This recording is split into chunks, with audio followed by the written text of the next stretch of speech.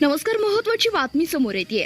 राष्ट्रीय जनगणना कर्तृत्वावर असताना आदर्श शिक्षक राजेंद्र ढोले यांचे निधन झाल्याने त्यांच्या कुटुंबास आर्थिक मदतीची आमदार डॉक्टर बाबासाहेब देशमुख यांची मुख्यमंत्र्यांकडे आग्रही मागणी.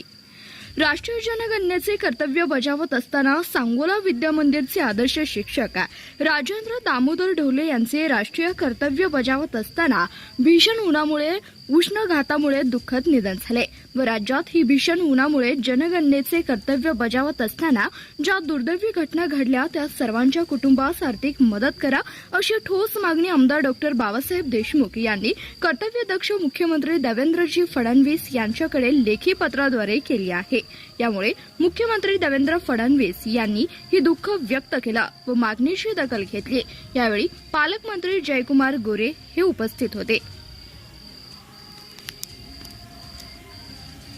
शिवैक्य राजेंद्र ढोले यांच्या पश्चात पत्नी, मुलगी व कुटुंबीय असून तेच कुटुंबाचा प्रमुख आर्थिक आधार होते व त्यामुळे त्यांच्या कुटुंबास तातडीने अनुग्रह अनुदान मंजूर करावे. कुटुंबातील पात्र व्यक्तीस अनुकंपा तत्वावर तातडीने सेवेत रुजू करून द्यावे.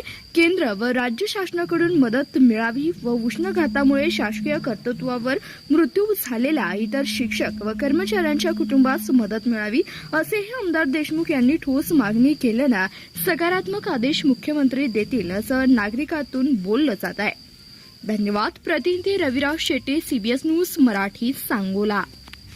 आपल्या भागातील नवनवीन बातम्या आणि जाहिराती पाहण्यासाठी आता सीबीएस न्यूज मराठीला सबस्क्राईब करा, लाईक करा, शेअर करा आणि बेल आयकॉन प्रेस करा.